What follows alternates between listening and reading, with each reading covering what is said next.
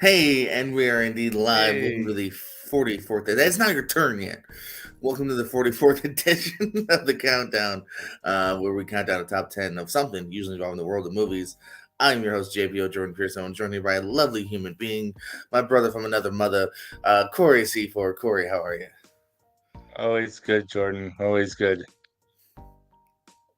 Okay, now you can be excited. Now you gotta get excited. Yeah, no, it's great, man. I'm having a good time. No, I'm glad to be here. This is the first time I'm doing this with you. I'm usually losing in trivia on here. But today we're gonna talk about some movies. It's only 3 months in the making from when we said we were gonna do this, Right. but hey, better We could have done it later when you than were actually never. staying at my house. When this background was very similar to what your background was at the time. Yeah, this is how it normally went. Hey, you want to do that thing? Yeah, we do that thing. When do you want to do Yeah, that yeah, thing? I don't know. okay, Whenever you want to do that yeah. thing. Yeah, we'll do that thing. And then we never Sure, did we'll the get to thing. that. No. Now we're doing it, and you're like 5 minutes away. So, but I'm glad we're doing So far, it's so close. So it. yes, Yeah. we got the topic of Stephen King. Why Stephen King, Corey? This is your idea. I am a huge Stephen King fan. Grew up reading his books. My dad was a big fan, and I like most of the movies that they've made based on his stories. Sometimes, you don't get great gems, but sometimes that's part of the appeal also. But I don't know. I've always had a special place in my heart for Stephen King and his work and the adaptations based off of it. So I figured we'd check out some of those and talk about some of those tonight. Yeah, I wasn't sure. Then I had to look. I was like, oh, I definitely got a list I can put together. I might have some blind spots, but I'm a fan of all the movies that are on my list. So happy to talk about them. You might have some stuff on your list that I have to put on my watch list, and Yeah, we'll see. that's kind of what I was going for with what my list has ended up being. Like I know it says top 10 favorite, top 10 like, but I'm not necessarily like ranking these. And I think the only way I had it ranked was because I'd seen which one, some of these more than once. Like the many times as I've seen them is basically why they're ranked with the way they are, and because I Okay. like them. So, but yeah, but that's I'm excited to talk about it. Whatever makes sense to you. Yeah. Do you have any honorable mentions? Ones that are right outside your top 10, like another five? Yeah, you want me to list them now, or you want me to? Yeah. Do your honorable mentions. What's right outside All your right, top yeah. 10? Okay, well, I got one of the honorable mentions I put on here was The Mist. I Mm. really like that movie. I can't remember which year it came out, but that was with Thomas Jane, and they're all trapped in a grocery store, and there's mist, and there's something in the mist, 2007. and 2007. Yeah, that movie was a lot of fun. It had a lot of Easter eggs in it for Stephen King fans or constant readers, as we're called. Um, and so that was pretty fun. The very beginning of it had a really cool shout out to the Dark Tower series, so that was neat. That was good. It had a pretty bummer ending, but it was good. I like bummer endings Dude sometimes, had so no it patience. The dude had no patience. but I liked it though, because sometimes that shock is a good nail in the You see, coffin. Carol from Walking Dead. Yeah, I should have fucking waited. Right? Oh, I also put Secret Window on here. That's with Johnny Depp, um, and John Turturro, and Mhm.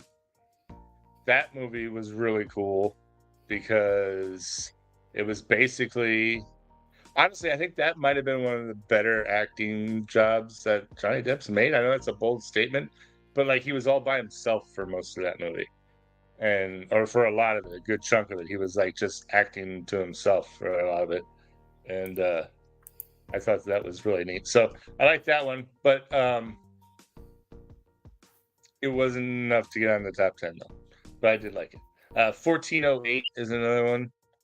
That's Sam Jackson, John Cusack, and that's another. One of two Sam Uh, Jackson, John Cusack, Stephen King movies. yeah, that's correct. The second Um, one, if it's on your list, you're off the show. oh no, it's not on my list. Good. Um, but But this was good, and I remember reading the story of this one before I saw the movie too. So it was cool to see the adaptation, and it's actually pretty faithful to the story that it's based on. Great twist, great fun mind bender kind of thing. It's cool. Another one is Dreamcatcher.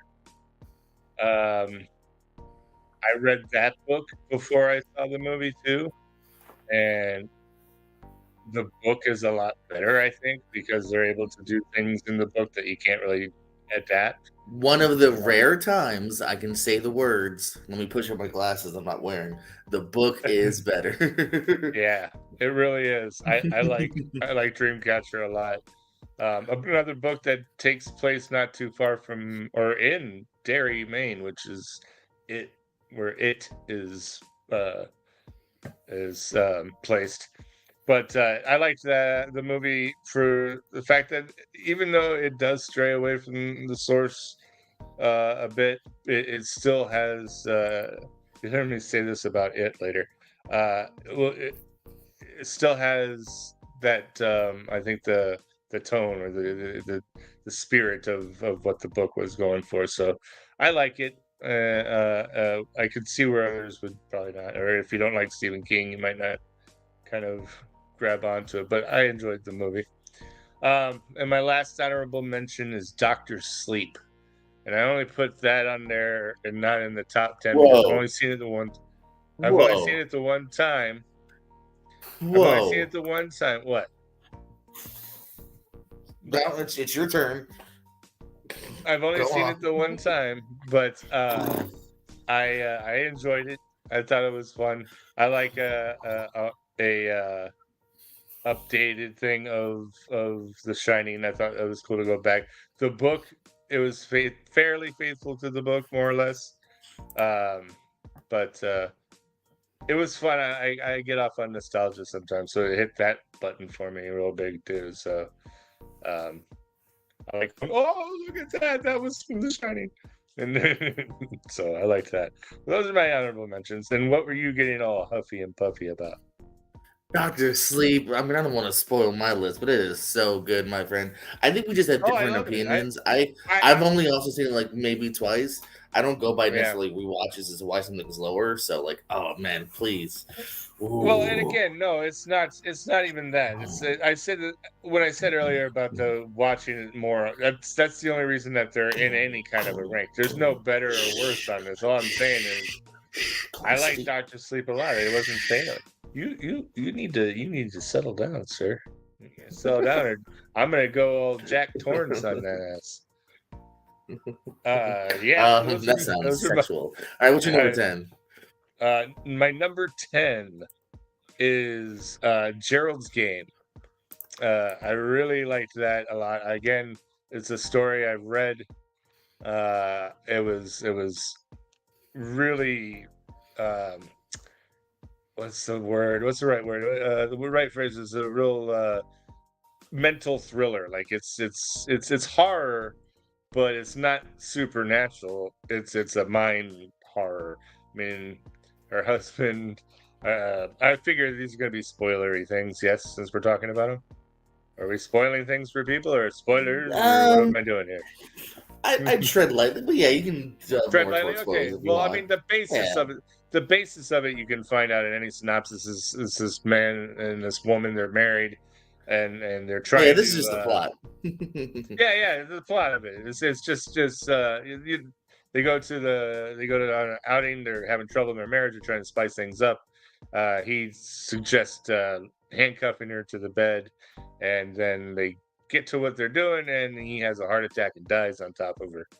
And then she has to deal with being handcuffed to a bed with a dead person on top of her, and everything that is going to, screw with your mind in that sort of situation. And it really does a good job, I thought, visually of portraying that. And because again, some of those things that Stephen King writes are very good for when you're reading it, and maybe hard to adapt.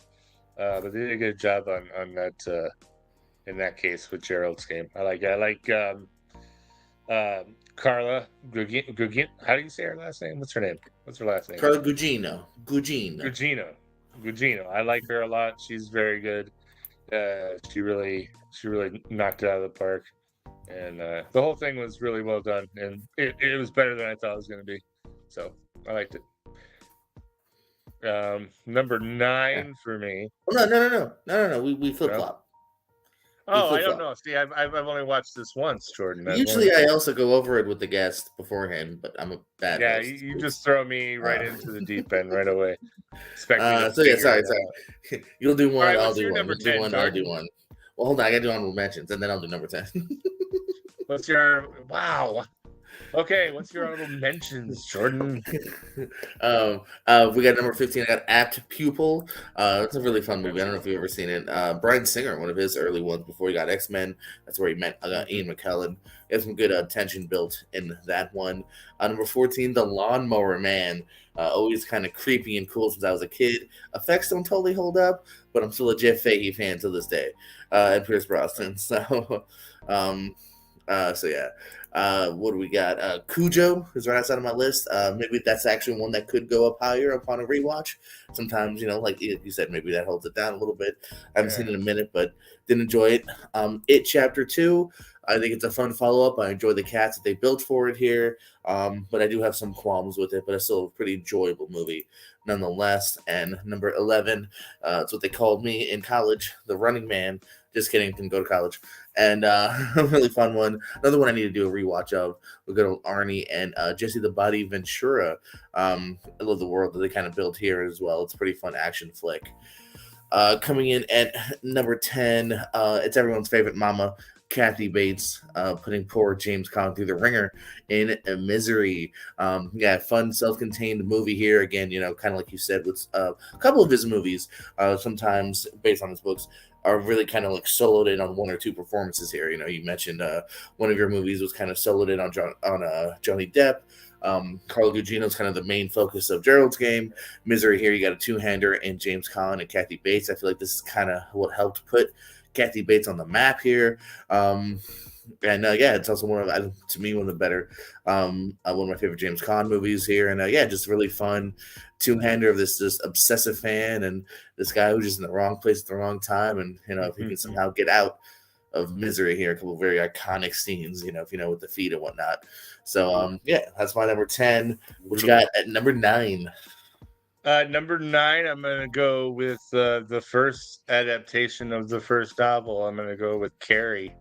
That movie was a seminal movie for many horror fans, and certainly 80s horror fans, late 70s, 80s horror fans.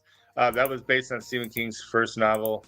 It was the first big thing, and the movie did the same thing. And it even as it's been 40 plus years, almost 50 years now since the movie came out.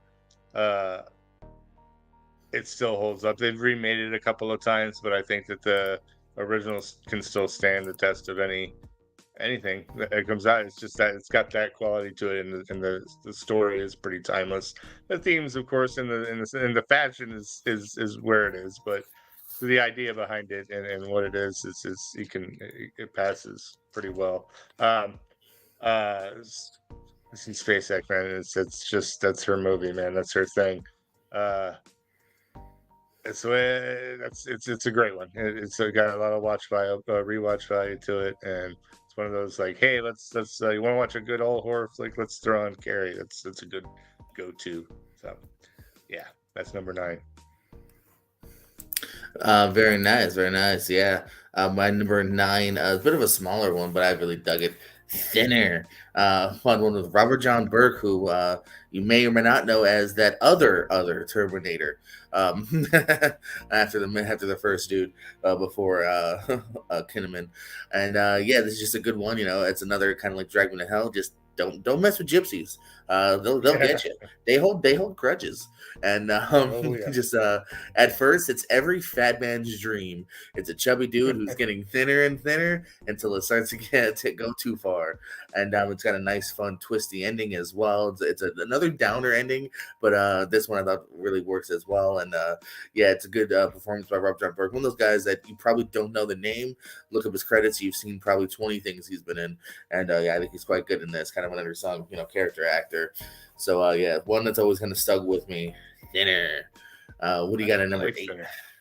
Yeah. My number 8 is your number 10, Misery.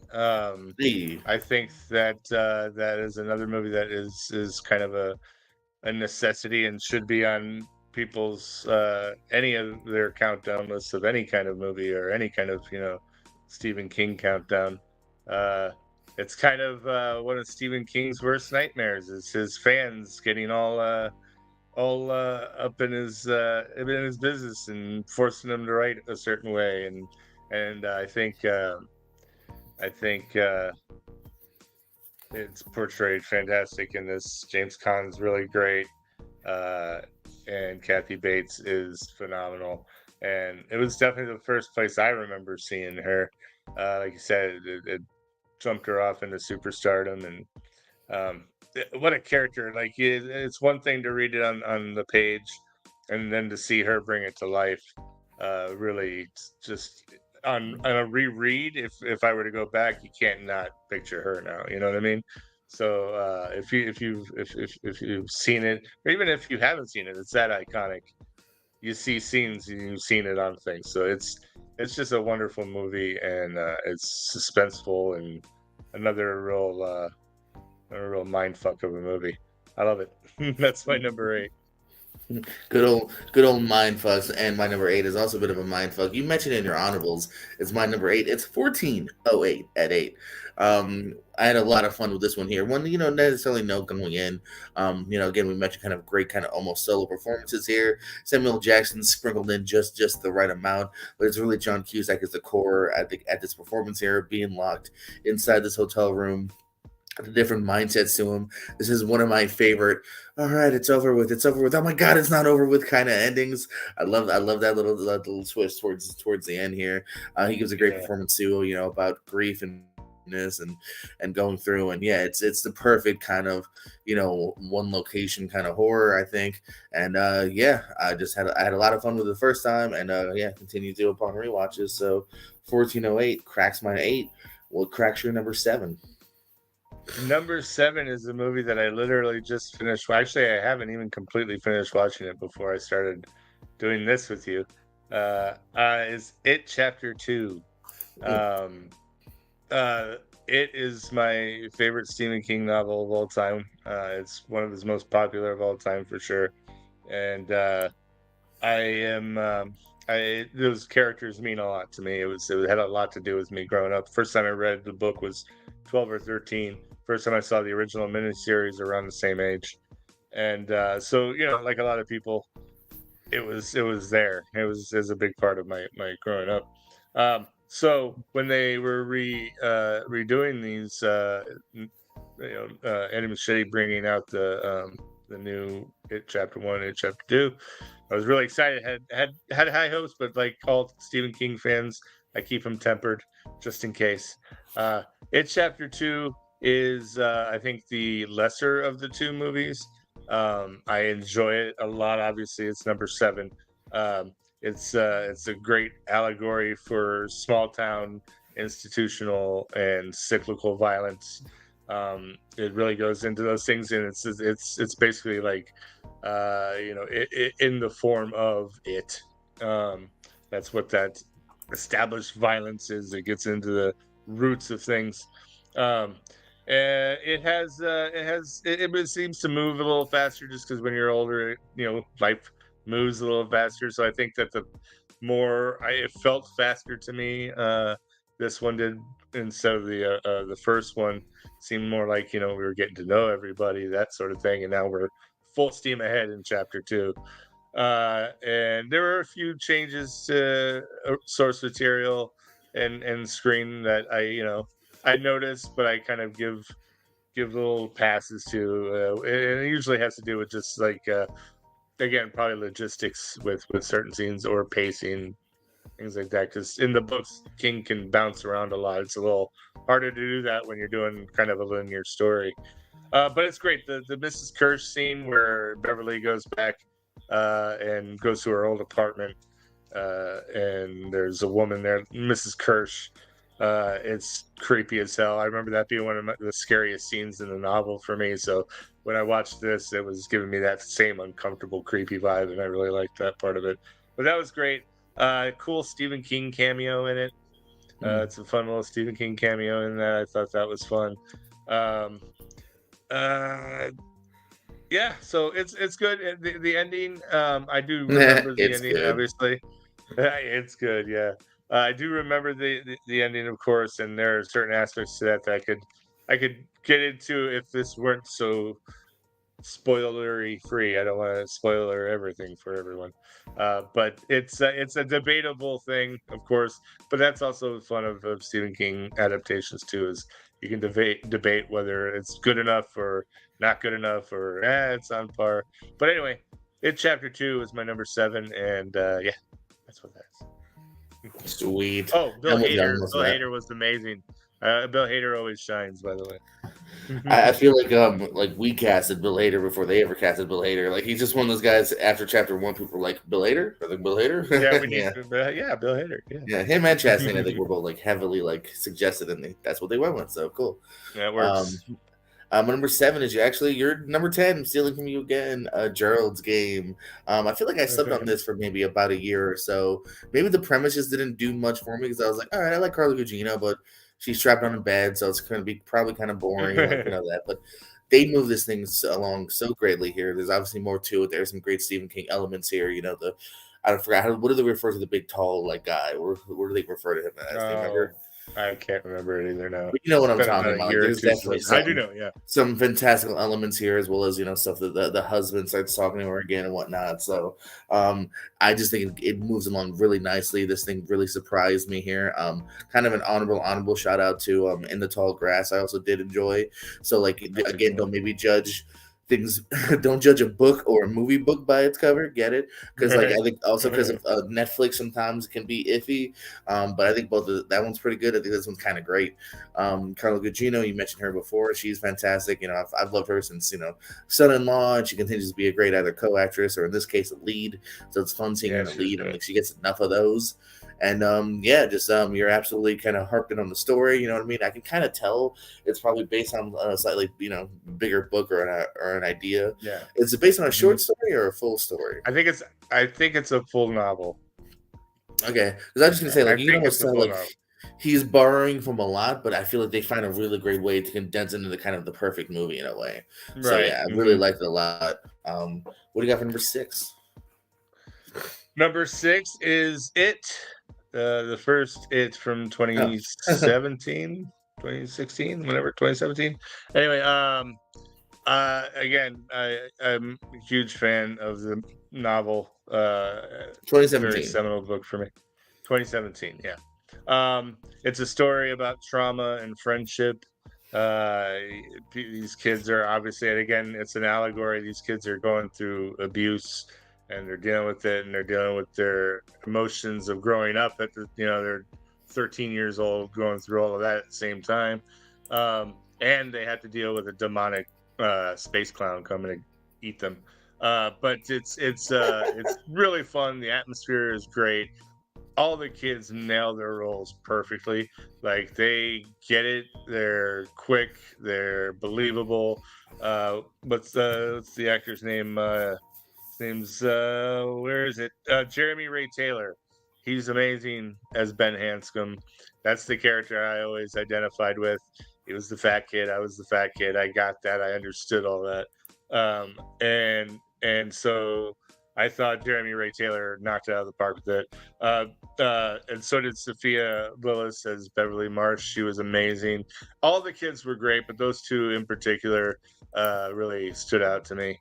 And really made me believe in the whole thing. But it was great. It was really well put together. Bill Skarsgård is fantastic as Pennywise. He wasn't trying to be Tim Curry. He wasn't trying to, he made it his own. He has an amazingly expressive face. I watched some of the featurettes, and just the guy can make his face move and make his eyeball move a different direction, and he's as much a part of what you see on there as any kind of CGI. He's amazing in the part. I just thought that they nailed the feel of the Losers Club and the alienation from the rest of the city of Derry. They nailed the eerie, creepy, bad vibe of Derry. And it's a great movie. I think it's a fantastic adaptation. It took a long time for them to get to it, but I'm glad that they did, because I feel it was worth the wait. So it is number 6 on my list. I think it's absolute bullshit that it's only number 6, Corey. Again, these aren't rankings. These are just like my number 6 is It Chapter 1. So it was a joke. It was a joke. Oh, I get it. So your number 6? So yeah, it really is. Yeah. This top 6 is very hard to rank because I love 10 through 7. I really love 6 through 1. Like, legitimately. Right. I was so high on this when it came out in theaters. Saw it in theaters probably opening weekend, I would imagine, knowing me. Was so hyped for it. I was like, oh, they got to do a sequel. When they show on the screen that they are going to indeed do a chapter 2, it's such a fucking pop in the crowd. It was a fun crowd to be a part of. Everyone's like, yes. The high of coming off of that first one here. First, you mentioned the kid casting. My God, I would imagine they went through a lot of people because they nailed pretty much every character here. None of them really they don't play a false note. They're all so good here. Luckily, most of the bad guys too. Sorry. I mean, even like the parents that are in like one or two scenes, like it's a really well casted movie on all levels. Yeah, true. We've seen all the kids, have a pretty good career. Sadly, Jeremy Ray hasn't done a lot, but like Sophia Lillis was in like D&D this year, and Jade Martell was in Knives Out, and that's a cool thing. Metal Lords was kind of a cool underseen movie last year, and the kids are fantastic here. Again, Pennywise. No clown shoes joke here, but big heavy shoes to fill. Because that is kind of the thing everyone remembers from the TV series is Tim Curry. Obviously, they took it in a little bit of a darker way. And Bill Skarsgård is fantastic in it. Now it's just you're Pennywise. If you're Pennywise, Tim Curry, not wrong. If you're Pennywise, it's Bill Skarsgård, you're not wrong. I love him. Just the interstitials, again, each kid's kind of little solo scare is great. Yeah. You mentioned the way they build the town. You really feel the dread of the town. Yeah, this movie's a really well done, well crafted thing. Like I said, I had fun with part 2. I think part 1's really damn great from beginning to end. So also my number 6. We are in the top half of the list now. What do you got at number 5? Number 5, I have probably would be a lot of people's number 1s, I would imagine, is The Shining. That is another movie that is a must-watch for any horror fan or any just film fan. It's Kubrick, so if you want to look at amazing direction, you're going to look at a Kubrick film at some point. And The Shining's a hell of a one to check out. Notoriously or famously or whatever the way you want to put it, Stephen King was not a fan of the adaptation. He didn't like it. He didn't think Kubrick got his novel as King always felt that novel was as hopeful, whereas Kubrick was like, nah, fuck it, it's gonna be a shit show the whole time. Fuck it, we want to. I believe he prefers the 1997 Steven Weber TV movie. He prefers. I watched that too. I haven't seen that. You could put that on here. TV movie counts. Oh well. Oh yeah, that is what he is. It was very different.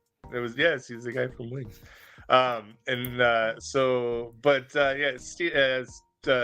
He wasn't a big fan of it anyway. But Kubrick was gonna Kubrick, so he did. And you got Jack Nicholson playing Jack Nicholson. And I'm a Jack Torrance, and he is losing his mind like you do when you're stuck in a giant hotel all summer with ghosts in it. And Shelley Duvall did wonderful because she was being tortured the entire time. But it looks great on camera, I guess. But it's a really good movie, and it's one that everybody should be checking out at some point if you're a Stephen King or movie fan. It's up there in the top 5. No matter if I'm kind of ranking for real or not, it's always going to be in that top 5 because it's a top 5 movie. So The Shining's amazing, and you should check it out. It was funny the first time, but stop doing it. Stop predicting me. Number 5 is The Shining. I man, wouldn't be surprised if 4 through 1 aren't in the list. we'll see. No, I can guarantee it won't be the exact same. But not we'll the exact see. same, but maybe similar. in a different order though. No, I can guarantee it won't be that either. Actually. Oh, okay. All right. But yeah, I'm with you on this one here. I mean, you said the president's here. You know what I mean? Yeah, I most of these, I think literally Dreamcatcher. I'm trying to think if I've read anything else. I've told you and Summer this before. I've read more Dean Koontz than I think I have Stephen King, weirdly enough. Yeah. Just for whatever reason. So most of the time I am going into these just based on the movie themselves here. So I have no connection or disconnection to the novel. It looked way too long. I've never done it. And I also haven't read The Shining. It's a long book. It's daunting where I'm like, no. Yeah, it's a very long book. Maybe to hide drugs or a gun in, but not to. Right. So I also don't have any connection to The Shining other than the movie here, which I also was very late to. Well, I wouldn't say that late. Well, no, probably late, late 20s, early 30s when I saw it for the first time here. Again, I just love Jack Nicholson here. He has that nice kind of slow burn of just going crazy, all work and no play, makes Jack a fucking dull boy. You feel the dread in his poor wife as well, who I guess also was kind of maybe tortured on set. Poor girl. Allegedly, yes. Allegedly, I feel bad if you literally had a bad time on set here. And great stuff with the hotel room here. Great stuff with the bartender. It's all iconic stuff that I feel like even if you haven't seen the movie, you probably know what I'm talking about because it's that good. It's that in the ether here. 237 is that the room? Yes. The documentary. I don't know. Anyway, ignore me. Yes, it is. But The Shining is great stuff here. I enjoy the ending. You know, like you said, it again can be one of the bleaker ones, even if that's not what the novel meant. But the movie is great stuff. So, what do you got at number 4? Number 4 is The Green Mile.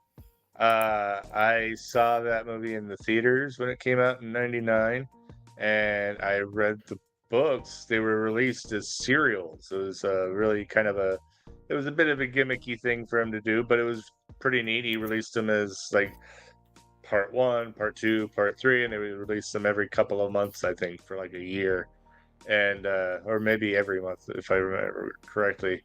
So the movie was a very long movie as well, and it did pretty good job of going through the whole of the story that was written. I think Stephen. I don't know if I'd have to check. Hang on. I think Stephen King should have had that written in my notes. I have the IMDb up. Hang on 1 second. I want to see because I thought that he was doing the writing on that as well. Here we go. The Green Mile. So Darabont and King wrote the screenplay for that. Yeah, so that benefited a bit from I think King being a part of that as far as following the source material.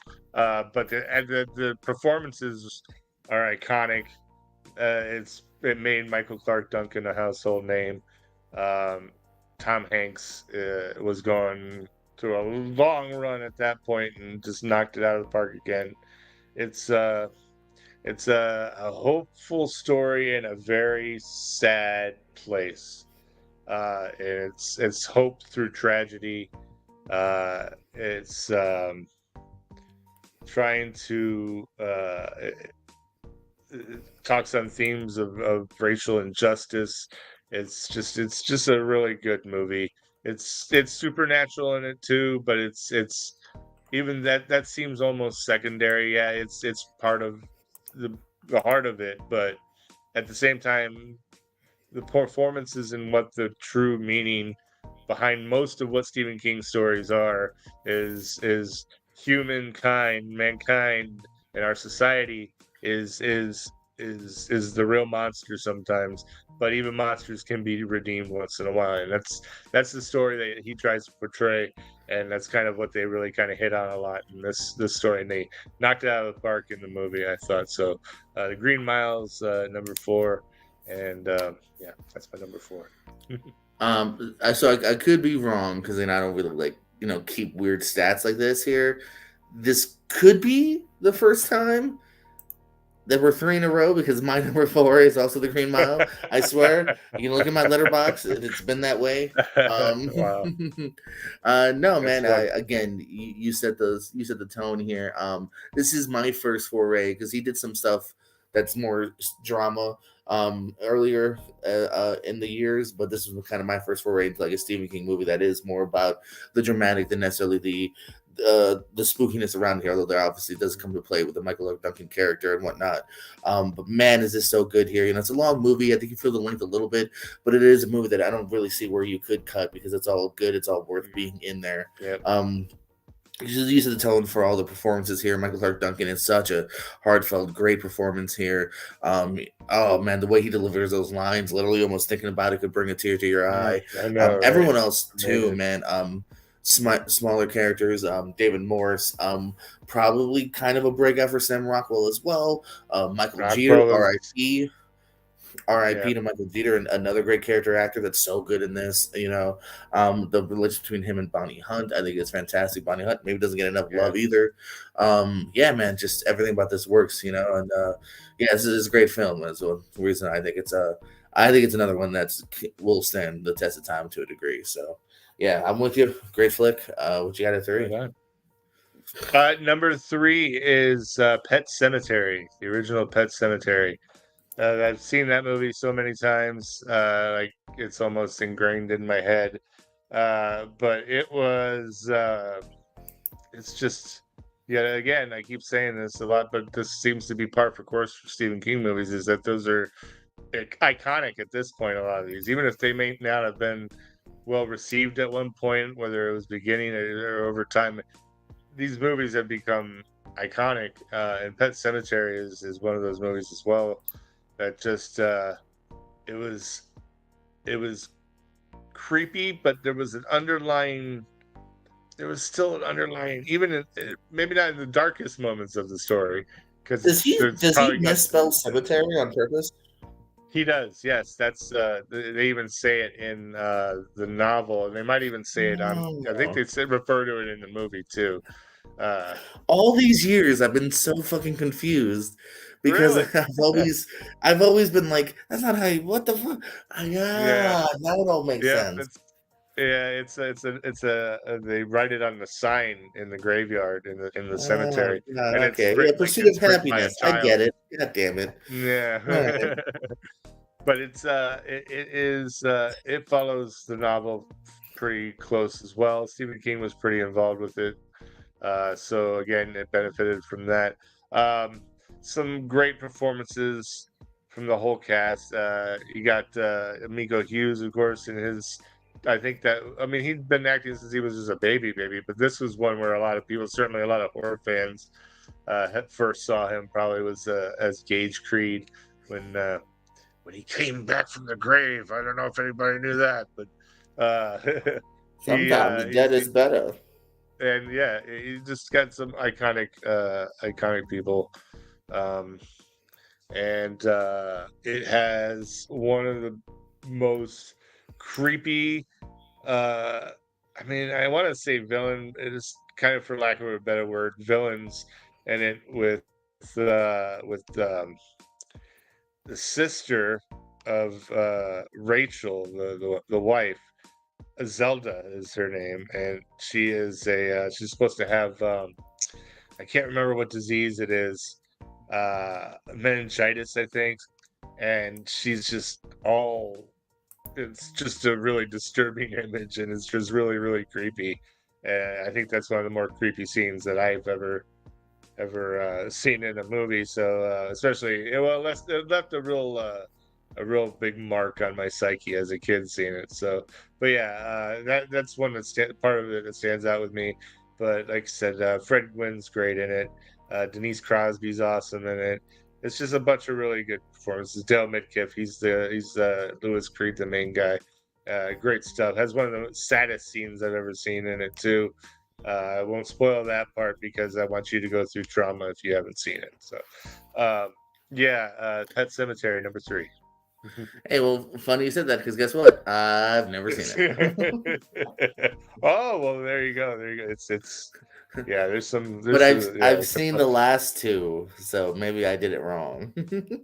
Oh, okay. You saw part 2 in the remake? No, I saw the remake and fucking Bloodlines, the last one that just came out. Oh, I didn't see that one. No. Yeah. I think you probably were you in the next room? Did I see it at your house? I might have seen it at your house. Yeah, you probably did. I just didn't see it. Coming in at number 3, won't you stand by me? Oh, okay, sorry, I wasn't seeing the whole song. But yeah, Stand by Me comes in at my number 3 here. Another great kid cast as well. Coming of age story, more of a straight story, obviously from Stephen King here.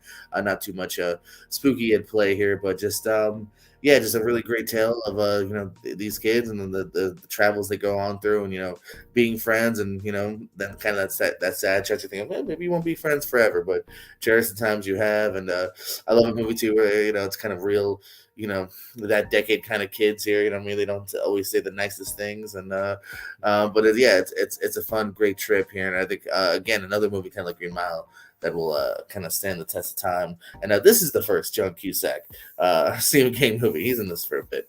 So that's right. Shout out to good old Will Wheaton, Feldman, Jerry O'Connell, good old chubby Jerry. It's a fun one here. What do you got at your number 2? Number 2, my last 2 are actually non-supernatural Stephen King stories. This number 2 is The Shawshank Redemption. It's one of those movies that's kind of in the zeitgeist. Like, it's probably the most popular Stephen King movie of all time. And it's certainly the most talked about, I think. It's based on a short story called Rita Hayworth in The Shawshank Redemption. And barring a few little, aesthetic things, it's pretty faithful recreation. It's just an incredible setting, incredible performances by everyone. There are quotable lines galore. It's just top-notch cinema, and it's something, again, timeless. It can be watched anytime. And it's one of those movies that people say, oh, what's a movie that you can watch anytime it's on? You're going to hear this movie's name brought up more often than not, I would think. But Tim Robbins is amazing. What can you say about Morgan Freeman? Clancy Brown has one of his best performances of his whole career in this. Just some amazing work done on the whole thing. So it's a Frank Darabont movie. Darabont is a good director, and I've always liked his stuff. And he adapted The Green Mile too, so this was his first foray into Stephen King. And I think that again, it's the Shawshank Redemption. I mean, what can you say? It's like you gotta. It is what it is. It's almost like, well, it's so good that it's the Shawshank Redemption. So, but that being said, it's number 2 on my list. So, great movie there. My number 2. If you think about it, you shouldn't be super surprised. It's my number 2 because it's the one that made me angry from you earlier. Dr. Sleep is my number 2. Yeah. I love this movie. I like it even more than The Shining. I think it's just fantastic. And again, another great actor here. Ewan McGregor plays poor old Danny, all grown up here, and he's still going through it here. He's become an alcoholic himself here. It's kind of almost given up in a way. He's just trying to kind of live a small, simple life where another girl with the same shining kind of comes into his life kind of unexpectedly. Great villain in Rebecca Ferguson as Rose the Hat. She's so good in it, so evil too. I think it really expands the lore. It does what it can, and a 2 hour something long movie here. It tackles a lot, but it does it so well. I'm going to interrupt you here real quick. One of my favorite things in that film is a reference to something I wish I could have put on here, was the Dark Tower. Uh, Oh, because you uh, see the thing. well, there's a thing where Halloran says Ka is a wheel, and Ka is the essence, the fate of the whole Dark Tower lore. So that one popped me real big when Dick Halloran said that Ka is a wheel. I was like, oh my god, they said the thing. Anyway, sorry to interrupt. Yeah, hopefully one day we'll get a great Dark Tower adaptation. Yeah, because I don't think the McConaughey's on either of our lists, evidently. No. But yeah, this one No. absolutely is. I think this is another one that I think is definitely worth a rewatch here. I just think everything really hits it. It's creepy. It's fun. It's still sad but very uplifting in a way. I think this I would imagine thinking might like this because I feel like this actually has a nice sad but uplifting ending as well here. I think And he might have yeah, even had a little bit of a hand into this one. I wouldn't be surprised. And kudos too to Mike Flanagan, who did both of us something that we liked in Gerald's Game. I think obviously he has a love and respect for these titles, so he's done two He's great got the Dark Tower. adaptations. He's doing Oh, the Dark there you Tower. go. Yeah. So I think we should both sleep well knowing he's got the Dark Tower. Yeah, because so far, this Gerald's Game TV shows he's helped done. He did a really great smaller film called Hush a couple of years ago that I enjoy as well. So right now his track record is pretty good, and for Stephen King, it's definitely 2 out of 2. Yeah. So we are now at the penultimate film here. C4 number 1. My number one. My number one is your number 3. My number 1 is Stand By Me. Another one of the most revered coming of age movies.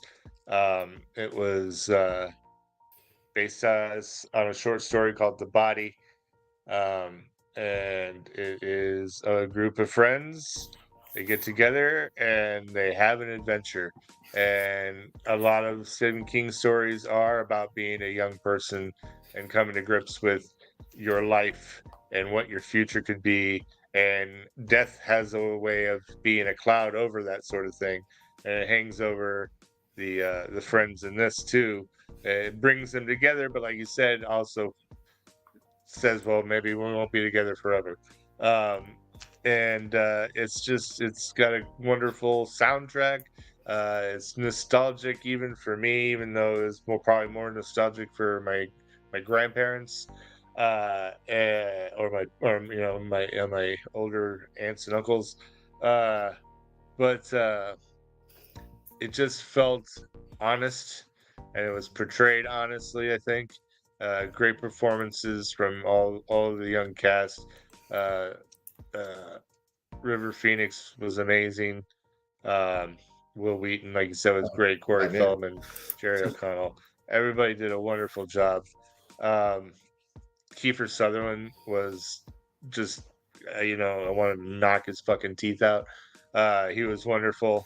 But it's one of those, it's that coming of age that is a very big piece of Stephen King's writing is that whole kind of thing. You see it in It, you see it in other stories throughout his time. I think Rob Reiner captured it really well with Stand By Me, and I liked the Richard Dreyfuss narration too. I thought that was cool as well. So yeah, my number 1 Stephen King film on this countdown is Stand By Me. My number 1, again, not too far from you. You had it at 2. It's my 1. No one should be surprised it's on anyone's top list. It's The Shawshank Redemption. You want to know how good The Shawshank Redemption is? I only saw it in the last few years for the first time because I was afraid to watch it because it had been freaking hyped so much. It's on so many top lists. The hype is out there, man. Especially once you start doing like trivia and you're in the trivia community and like it's a bunch of movie nerds and the hype's even more. Like it's on everyone's list. I was like, I'm so afraid I'm gonna watch it and it'd be like 3 stars. But no, I think it truly lived up to the hype. That's how good it is here. I don't even want to say it's the best performance from these two because they're great actors, but Tim Robbins and Morgan Freeman don't hit a false note here. Everyone here too on the side cast as well. It's got a nice little sprawling cast too. And think about the different people that come in and out, whether they're another prisoner or it's one of those horrible guards. It's you triumph, you hoot, you holler. I believe there's a clip from it in the new ASAT intro that will debut pretty soon. It's such a great movie here. It's one of those that it's on a lot of people's top list, and I'm not even saying top Stephen King list. I'm saying it's on Right, a lot of just people's in top list general. of Yeah. all time, which is a big feat, Yeah. and it's kind of for a reason. Yeah, it So, really is. um, it's a dope film here. Several dope films there as we talk about Stephen King. Corey, you want to go over your top 10 one more time? Yeah, yeah. So number 10 was Gerald's Game, and we went over how much we both liked that. It was on your list as well. It's worth a watch for sure. It's a little bit of a lesser known story unless you're a real Stephen King fan. But it's and maybe that's even good for you going into watching the film sometimes. Sometimes that can actually be a benefit, is going in without any prior reading knowledge. So Gerald's Game's great. Number 10. Number 9 is Carrie, one of the best horror films ever made. There's not really much more you can say about that one. That's always got to be a must see. Number 8 is Misery for the same reasons. Stephen King writes amazing characters, and he's always good at fleshing out these characters on the page. And every once in a while, you get an adaptation where that just leaps right off it, and that's what Misery was.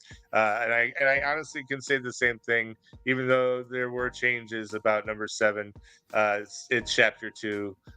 They updated it, to fit more of the modern time frame. It's from 1989 till 2017, instead of the 50s into the 80s like it was in the novel. But it's the same. It keeps the same tone. It keeps it. Feeling the way it's supposed to feel. It's a redemption of and a vindication for the kids as grown-ups. It's a good film, a lot of fun. Andy Muschietti understood what he was doing, and that's why number 6 is It Chapter 1 for me. I thought he did a wonderful job with that too, for all the same reasons. Kid Cast was amazing. Bill Skarsgård's awesome. I hope he does an awesome job in that series that they're hopefully doing here. Welcome to Derry, I think it's called. But yeah, the It movies were fantastic. Number 5 is The Shining. Again, another one that is top is in almost probably everybody's top 10 of some sort. And it is a iconic film. Jack Nicholson, a lot of his Nicholson isms were between that and probably Cuckoo, and so I think it was a real big rocket, extra rocket on the rocket pack that he was already wearing. So number 4 then is The Green Mile. Amazing show or amazing flick. You can sit through it. It doesn't feel like it's 3 hours long. Yeah, that's number 4. Number 3 is Pet Cemetery. It is in that in between, like 1990 in between time where things weren't quite sure if there's still going to be 80s horror or if they're going to move on to a different kind of horror. It's right in that right place where it was still shocking and creepy and kind of even on a low budget and it made it worse. Worse. It wasn't worse at all. It made it work. Anyway, Pet Cemetery is great. You should always see that. Number 2, Shawshank Redemption. One of the best movies ever made. Not just Stephen King. One of the best movies ever made. Anybody who watches movies should watch that movie. And I think the same could be said for Stand By Me, because it's just a wonderful piece of Americana in a way too. So yeah, Stand By Me, number 1. Sweet. I'm gonna go through my 10 real quick here. Find me a Letterbox over at. Oh wait, hold on. I gotta change the screen. I wasn't ready. Follow me over at Letterboxd for JP Owens, aka J Poen. Shut up. Mine, I already said why I like these. I'm just going to kind of say them. Number 10, Misery. Number 9, Thinner. 8, 1408. 7, Gerald's Game. 6, It Chapter 1. 5, The Shining. 4, Green Mile. 3, Stand By Me. 2, Doctor Sleep. And number 1 is The Shawshank Redemption. That was my top 10. You should have just told me to shut up if you didn't want me to say all that stuff. Well, you can. I just don't want to. Oh, I got it. Okay, cool. Make me do the work. All right. well, you know, that's the first time that's ever happened, so I just want to stop you. You're on a roll. Thank you. No one's ever done that before. Good. I set precedents. Now everybody just talk as long as you want. Corey, any plugs, parting words? This was fun. I've never done this before in any kind of way, so this was a lot of fun. This is actually the first time that I've done. I think this. No, you and I did an interview once for one of your shows, but other than like wrestling and the trivia, this is the first time you and I have done a little thing like this. So I think that's kind of cool. It was fun, and I want to do that more often. So, but yeah, I had a blast. It's a lot of fun. I got me interested in watching some more movies I haven't seen in a while, and so I'll probably have to go back and check some more of them out. Had a good time though. Thank you. Absolutely, anytime, my friend. We'll talk more off air. Would love to have you back sometime. And that was Corey Thiefor. This is JPO F12. Thanks for watching. Like, subscribe, tell a friend. If you didn't like it, tell an enemy. And Corey loves you more than you'll ever know. Good night.